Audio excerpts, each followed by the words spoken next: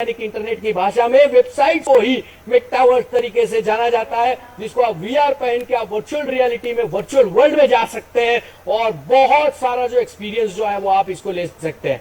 यानी कि आप ये समझ लो कि आप अपने दोस्त के साथ कॉफी पी रहे हैं अपने घर में, लेकिन सामने वाला दोस्त भी कॉफी पी रहा है। आप दोनों चीजें जो है वो साथ में बैठकर अपने अपने घर पे उसको रियल में ऑक्यूलस और वीआर के ऊपर आप इसको एंजॉय कर सकते हो, देख सकते हो, बहुत सारी चीजें इसको एंजॉय कर सकते हैं। और आप वीआर को अभी अगर परचेज करना चाहे तो ऑक्यूलस वीआर ऑनलाइन पे मिलता है, इंडिया में तो नहीं लेकिन फॉरेन में इट कॉस्ट 130 समथिंग डॉलर।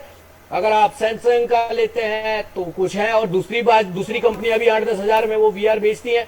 ये हार्डवेयर है जिसके ऊपर आप इसको एंजॉय कर सकते हैं।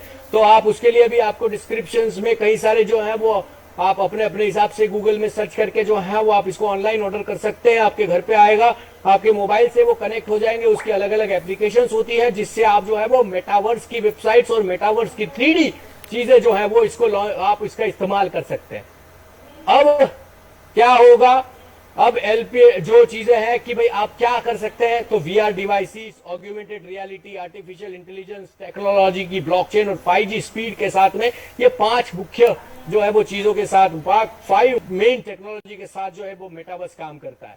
आर्टिफिशियल इंटेलिजेंस क्या है कि सबसे पहली बात, जब हम कभी भी कहते हैं कि जब जब काले बादल आते हैं तब तक बारिश आती है, वैसे जो डेटा जो इकट्ठा किए जाते हैं वो डेटा के बेस के ऊपर, फिर वो ट्रेडिंग का डेटा हो या किसी भी प्रकार का इंसान का डेटा हो, कितनी बार आपने कहाँ ट्रैवल किया, क्या चीज आप खरीदते हो, किस तरह का आपका बिहेवियर है, कहाँ कहाँ पे आप घूमते हो, हर एक चीज का डेटा जब इकट्ठा किया जाता है तो, और उस डेटा को कहीं ना कहीं मार्केटिंग के इसके लिए यूज होते हैं, वो भी आर्टिफिशियल इंटेलिजेंस ही है। और बहुत सारी इंफॉर्मेशन, गवर्नमेंट्स की इंफॉर्मेशन, डाटा एनालिसिस और बहुत सारी चीजें जो है इसमें काम होता है। ये भी एक मेटावर्स के अंदर काम होता है।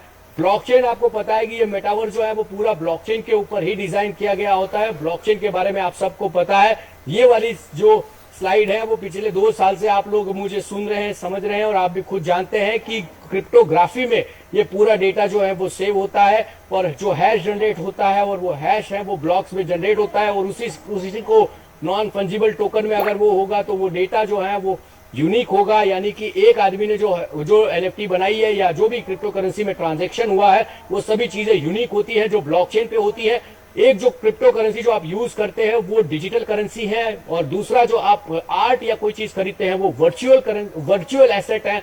तो डिजिटल एसेट, वर्चुअल एसेट्स का जो कॉम्बिनेशन है उसमें गवर्नमेंट भी कहीं ना कहीं बहुत सारी चीजों के ऊपर काम कर रही है। फ्यूचरिस्टिक वैसे भी आपको थोड़े दिनों में सब चीजें और ज्यादा समझ में आएगी, जब चीजें समाचारों में आएगी, न्यूज में आएगी, और ज्यादा आपको और अपग्रेड हो जाएंगे, और आपको पता भी होगा तो और ज्यादा आपको समझ में आएगा कि चलो क्या चीजें हो रही है। सो बेस्ट सॉल्यूशन है कि आप ऑग्यूमेंटेड रियलिटी का भी इस्तेमाल कर सकते हैं।